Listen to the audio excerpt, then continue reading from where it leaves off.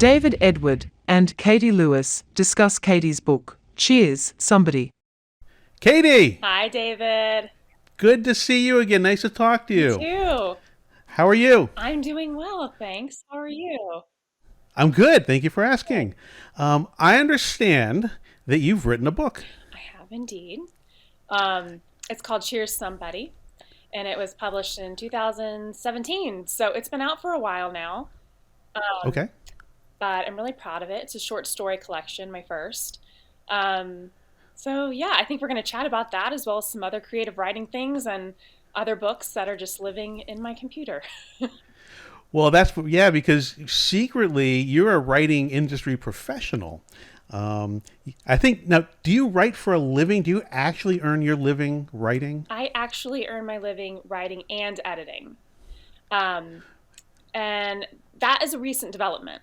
I've Okay. been doing writing that I get paid for 7 years full time now, but it has never sustained me. Like, we need to be really clear about that. Like, that is unusual.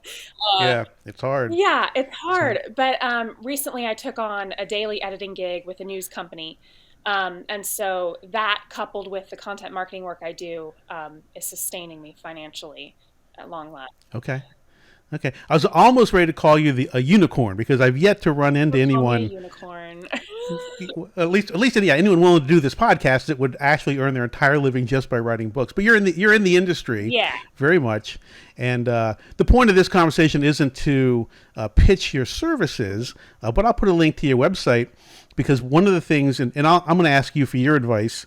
I've asked lots of people for their advice, and the only advice that I give, the only thing I tell anyone that they really should pay for if they're going to self-publish a book is an editor, a good editor, because that makes all the difference. Everything else you can do for yourself, or you can bootstrap it or whatever, but you can't get around the editing. And anyone that's read a book other than your book, will probably be expecting it to be professionally edited. So I think that's an Yes. important. It's Yeah. huge. And But it's, if I could say, it's funny because as a writer, you might feel as though first that you have the best handle on your story than anyone else does, which is true because it came from your mind. But um, self-editing is nearly impossible because our work is yeah, precious and perfect, of course, as it is. So to bring in someone from the outside to look at your work feels really vulnerable and sometimes it feels unnecessary. But I'm both a writer and an editor, and I have an editor, and I can't imagine moving forward with any work without her. Um, can't well, I think tell you that's enough. that's an interesting point. I think that really is the tell, Mhm. which is you are a professional editor. You're also a writer, but you don't try and edit your own writing. No, I mean, I do edit as I am writing. I'll Sure. revise. But with the book that I'm working on now, I brought in an editor to help me. And I had been stuck in this book, I mean, for years. And I was sending it out to agents and getting requests for full manuscripts or partial manuscripts, but then they were always saying no. And I just didn't understand why it wasn't working. And truly, within the first few weeks of working with her, she pointed out major problems at the beginning of the book that were holding readers up from moving the rest of the way through it. And I've been Interesting. looking at it for years. I knew the story word for word, but Yeah. structurally, I didn't have the ability to get distant enough to really evaluate it in a way that improved it. Interesting. All right. Well, we jump to the end of our conversation, which of course is where we always want to go, right? Because we're in an ADD world, and none of us can sit still for about more than 4 minutes. But let's back up, and we have Cheers Somebody, which is what was it that you what process did you go through where you decided you wanted to write a book, and then how did you start? I think a lot of us happen into the book where we don't necessarily sit down and say, now I shall write a book. And if we do sit down, that book is trash. Like that never is a successful piece. But for this one, it really started with right when I graduated college, which was in 2008. Um, I came home and I was living with my parents and I didn't have a job lined up. And there was a lot of futility there. And a story, this rarely happens, but a story came pouring out of me that I wrote it nearly in one sitting. And I was so proud that it felt successful to me and not just a bunch of junk that I was trying out. And then from there, I really leaned into short stories, having been prompted by a professor that I had, Dr. Hal Bush, who recently passed away. But he introduced me to a lot of short story writers I'd never encountered before. And that style felt really fitting for where I was right then in my life. And I just continued to write short stories from there, always thinking, as all writers do, that it's novels. That will be my trade. But I Right. really fell in love with short stories. That's interesting. I prefer to write the short stories, but I couldn't sell a short story to save my life. And when I do put them out there, they get trashed. Mostly the comments are, "Gee, it's pretty good," but I thought it was a book, and it was. I try and I put out. I probably got 6 or 7, about 10,000 word short stories, and they're meant to be little snippets to complement the books and stuff. But no one ever understands what they are. And So I think what you did, releasing it in a volume, then they know what they're getting. yeah, and I should say that it is a tough sell to sell a short story collection. Yeah. And the impression I've gotten from other writers is that often short story collections are bundled with a novel. So if you have an Yeah. agent and they've sold your novel, you can sort of slip in your short story collection. But on a whole, publishers don't seem to want to publish them unless you're someone who is super established, like an Ann Patchett or someone like that. Sure. Um, Right. Right. but it's funny to me that people are so averse to short stories because it's kind of how we read right now. We're reading tweets, we're reading Instagram posts, we're reading short little snippets. So it seems odd that readers wouldn't want a shorter version of a novel. Well, we can have another podcast on the state of the corporate publishing industry Yeah. if you want. I go back. I mean, we now. I look. I'm not even on Twitter and all that stuff. But I mean, isn't it like 200 words or something? And I think people put out Twitter posts that are basically stories at this point. And I always think back to Mark Twain, right? Baby shoes, hardly used or hardly worn, whatever. Yeah. I mean, like that. That's about the length of what we can consume right now. Yeah, but the industry doesn't like to go. I don't know why. I don't know anything about it, but I know it's true. That's all I know. Yeah. So okay. So did you write? And it's 20 different short stories Yeah. in this book, right? Did you write them kind of all in the same time period, or did you write them over a number of years, or what was that? What did that look Yeah, like? it was a lengthy amount of time. Like I said, the first one was generated in 2008. I felt like I finished the whole collection, finished my editing and everything of it in 2015. So that's a long time to be working That is a long on time. one Yeah. piece. Hmm. But over the course of that time, I would start and stop little stories. And I think there were 1 or 2 stories that I slipped in right before publication that I thought, well, this might be my only opportunity to publish. So here are 2 more. But yeah, so it was a long process. So from 2008 to 2015, I worked. And then in 2017, it was published. So what is that, 9 years? Yeah, 9 Start to years. finish is a long time. That is a long time.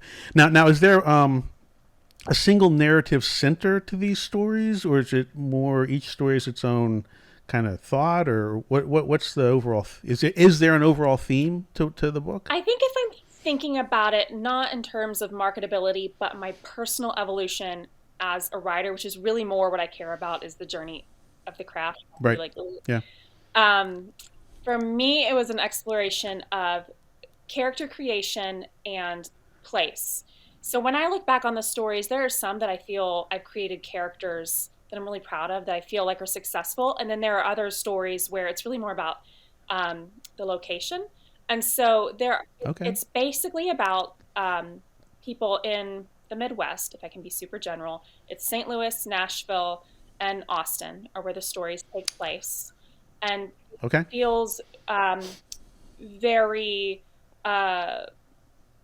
middle class, middle America, kind of middle experience. So if you think, and not to compare myself to, but if you think of like a Raymond Carver story, where these are not extraordinary people doing incredible things, these are your neighbors who have their own stories behind their closed doors. That's really what I'm trying to do, is drop into a character in a place, kind of fish around and see what's in there, and then hightail it out of there. So, what does your writing process look like for any one of the stories when you get the idea? Do you kind of know how many words it's going to be? Do you write on a word count? And I got to write 1,000 words a day. Do you outline? Do you just kind of drop interesting characters into interesting situations and see what happens? What's your style? Yeah, well, I think I seem to have a cycle that I go through, which is I'm reading a ton and not writing at all. I just find myself wanting to read everything I can get my hands on. And I'm in that stage right now, so I know that I'm about to start writing something just because I know that's how I tend to move. So all along the way while I'm reading, thoughts will pop into my head of characters or physical descriptions or some type of innate challenge, and I will keep a running list on my phone in the notes app. Okay. And then when I get to a place where I'm ready to write, I often will write those out on note cards and kind of arrange them on my wall. So in the wall next to my desk, there are a bunch of note cards taped up with, it's for the book that I'm working on now, with kind of an outline of this happened September 17th and kind of plotting it out. Right. But I can't speak highly enough about outlining. When I started outlining, it changed the way that I work, and it nearly eliminated writer's block for me because I had a path. And I feel like the majority of that tough, challenging, kick you in the bum type work is done with outlining, because that's when you figure out what's going to happen. But once you've written that and you know your path, then you just go back and you do what you're best at, where you create these places and these stories, but you have somewhere to guide you. And having that guide is what keeps you from feeling completely stuck or run out of ideas, because you've already created all of the ideas. And I do that in professional work too, creating outlines. But in creative work, it has just meant everything to me. And a few years ago, it was before the pandemic, I went and heard Liz Gilbert speak. She was on her book tour for City of Girls, her novel. And she talked about how she also outlines, but her kind of format is note cards, but then she keeps them in a shoebox. And every once in a while, she'll rearrange them and figure out what order they're going to be in. And it could be something super simple like buckled blue shoes or a missing earlobe, or like these weird little things. Yep. And she keeps them in that shoebox. And then once they're in the order she wants and that shoebox is full, then she just creates, adjectives to join all of them. And interesting. And she just talked about like how that seemed much more approachable for her creative process. And I found that to be true too at this stage. I mean, that may change for me later on, but that's what works for me right now. And it feels nice to have a process that I know works for me, because again, when you sit down at your desk, you have something to start with. Right. So, you mentioned that the outline helps you with writer's block. Even with the outline, do you ever have writer's block? And if you do, what do you do about it? And if you don't, do you think it's the outline that keeps you from having it? I do think the outline keeps me from having writer's block, but that's not to say that when I'm writing the outline itself, of course I encounter writer's block, because you have to come up with every idea that's next. And who knows what's next? You're making it up as you go. So the outline has helped me feel stabilized, just to have some structure there. But for sure, I encounter moments where I don't think that I have any ideas. And in those cases, I go back to past note cards, or I used to have story prompts emailed to me. And I have a system on my website too, where I issue story prompts that they're free if someone's interested. But that helps kind of generate ideas for me too, even if it's just a list of like 3 words or phrases or something I noticed one day, either using the note cards or the notes app in my phone to go back to kind of jumpstart the process again, helps lift me out of that writer's block. Interesting. Yeah, I just cry and drink, That but too. it's your process. Yeah, well, that's, if I had your process, maybe I wouldn't cry so much or drink so much. I don't know. But then the question is, do I want to stop doing that? So I'll have to see. I think that so you take a very organized isn't the right word. You're basically, it sounds like you're a collector. Yeah, That's I you. like that. Yeah. And I think it's funny you say that, because I think if I look back on my childhood, I did that too. I had a phase where I was collecting stamps, or I was collecting Interesting. rocks or whatever. There's something about the accumulation of like things that makes me feel sort of safe in a way. Yeah. But it Okay. has not Yeah. always been that way for my writing. I firmly believed earlier on in my writing process that I had to be inspired to write down. I wouldn't write every day. I had to have an inspiration first because I was so paralyzed by the idea of writer's block. Um, and there was a time where I would drink while I wrote, thinking, well, this is how the greats did it. And it does not work for me. it, Okay. Yeah. No, not, me either. I have to. Yeah, I can't do it while I'm drinking. But no. yeah. But you Yeah. asked earlier about the word count, and I do think that it helps to have these little tricks to keep us on task. I used to very poetically light a candle when I wrote, and I would stop writing once Oh. the top layer was liquid. Hmm. And then there were other times that I had to write 1,000 words a day or 2,000 words a day. But once I got to a place where I was steadily hitting that word count, instead of continuing to raise the word count, I just cut myself a break and I would just keep track of how many words I wrote every day. It was almost always over that original goal, but it Hmm. was kind of neat to see how that word count organically grew over time without me placing these restrictions on myself. That's interesting. I do that too. Not to go over my process, but I ended up. I have none of the structure you have, but I do have a spreadsheet, and then I say that I like for the past year I wrote 2,500 words a day, which was a lot. Yeah. I'm doing about half that now, but yeah, for I don't know why, but it just helps to go back and maybe it takes so long to write anything, and maybe it's just that shows you the progress you're actually making. I don't know. Yeah, But I think it's really important in any type of creative work that you take care of yourself. And if part of that taking care of yourself is reassuring yourself that you are producing work, or if you go back right. and reread past work and see that you're producing quality work of which you can be proud, I think that's important to take care of yourself in that way so that the art continues to come. Because if you Hmm. don't show yourself that you are capable and validated from within without having someone from the outside saying, yes, I will publish you, that self Right. validation and reassurance is a necessity. I think so, and it's going to be different for every person. But I think it's important to find what works for you, because writing is a lonely sport until the end, and then it's a sprint amongst wolves. I don't know, but so is when you write professionally versus when you write for yourself. Not that that's not professionally, but when you're on contract to write or whatever. Do you have a different process, or is it basically the same process when you're writing Um, so you can eat? yeah, it's sort of become the same. I definitely outline often because clients request the outline for their approval first. Okay. For example, this morning I was working on an ebook for a sales platform company, and they had already approved my outline, and I'm just going in and bulking it out.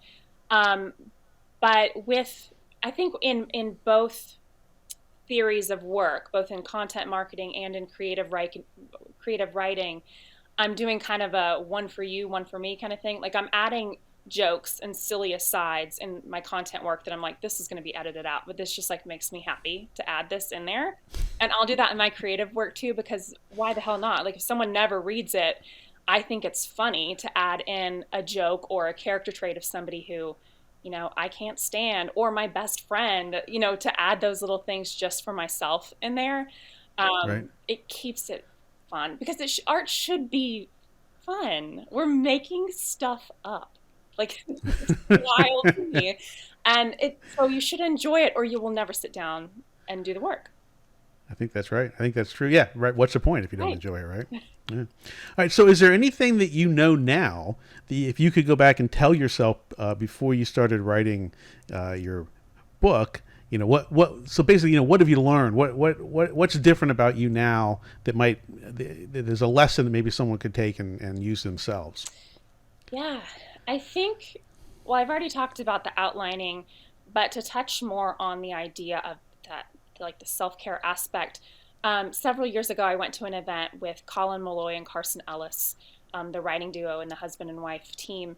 And Carson said something I really loved. I mean, they're both very organized and regimented in their work. Carson is an illustrator. And she was saying how um, she wants to remind herself that it's not a grind. By every Tuesday, she takes the day off and goes on a hike. So she's still Okay. producing work during the week, but it's not so serious. And Hmm. she's more important than the work. The work is not, I identify as a writer and it feels like that's who I am and I feel really close to that, but I'm a lot of other things too. And so by taking a step back, being a little less serious about it while being organized helped make me feel a little bit more empowered in my writing. Hmm. But to talk about like super specifics, once the book had been sold, I wish that I had known the amount of marketing that was going to be required of me. I mean, you know Yeah. that game too. It is insane. And I went with an indie publisher, so they didn't have it in their budget to have a marketing team, which is fine. I loved working with them. But I published right around the time I had a baby. So I was like, bye. Like, I'm not checked in at all. And Yeah. I wish that I had scheduled, you know, email sequences to go to people who had expressed interest, and book giveaways and guest posts and magazine essays that touted the book in the end. Like, I wish I had done a lot more upfront work to market, um, Yeah. because I did like nothing. So I'm doing a lot of backtracking now and doing marketing opportunities, which is fine. But I think the book would have performed differently if I had performed differently. But that's not really my skill set necessarily, Right. or wasn't my interest at the time. So I wish I had known that. And I think moving forward, I'll be a lot more um, forward thinking when it comes to marketing. I think that's important. I've obviously dove into this pool, and I can tell you, you have to do all those things you mentioned. You have to generate your own buzz. I also tell you, and I learned this, because we're all dealing, our lives are now dictated by the computer overlords. So everything's an algorithm, and Amazon's like 85% of the market. So I've studied their algorithm, and whatever else is true of it, it will help you in the first 30 days that the book is published. They have some things to help you with visibility. So that's where you can generate buzz and do those other things you mentioned, and you have to coordinate it too. If you have a magazine article coming out 90 days after the book or 90 days before the book, it's not going to line up with the algorithm. So yeah, you need to think through and coordinate the launch, because the launch is your one shot. I mean, unless you have a following and I mean, Stephen King doesn't do any of this. Right. But the rest of us, we're not Stephen King, and we're not going to go to publisher and get the Stephen King treatment either. We think we will. And I call it the lottery. One out of every million of us will, right? They just randomly pick you. I don't know how. But for the rest of us, yeah, you got to do the work. And I think that's a really good insight, which is the marketing is almost, I mean, you got to have a good book, but then after that, the marketing is almost the second next thing you need to focus on. Yeah. So to wrap this up, what advice would you have? I mean, other than kind of marketing, we kind of ended with that, but I want to ask the question: would you have any advice focusing on the writing process to someone who is watching this because we're so engaging? They've made it at 22 minutes in, and now they're ready to hear. And they're going to take something away, and they've got a book half written, whatever it is. What advice would you give to someone who is in the process of writing, maybe their first book or they're early in their writing career? I think the biggest piece of advice that's coming to me right now is to not focus on what happens after you finish the book, which kind of goes against the marketing piece I just said. But the idea that Well, publication is not the point. And there's, like you said, there's one Stephen King, and you will not be him. So nope. it's very unlikely you're going to get this huge publishing contract. It's very unlikely your first book will sell, or your third, or your 10th. There's a lot of study of the craft and your place within your specific unique practice that you have to figure out. What does Yeah. that type of art look like to you? What do you want to say with your art? That's another big piece, is not only not focusing on the publication, but like, what are you trying to say with your short story or your novella or your novel, whatever it may be? What is in marketing speak, what's the call to action for your readers? What do you want the lesson or the takeaway to be? Because there should be one. It shouldn't be a pointless story.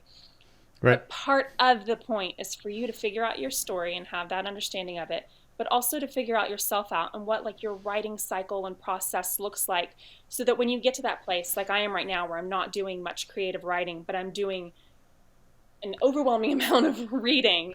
Right. Currently going through all of Elizabeth Strout's books. So I'm on like the 7th one. Okay. I know myself well enough to know there's some writing that's coming up, and that's exciting, and it's not scary that I'm not writing right now, because that's how I work. And that That's your process, right? feels so great to know your process.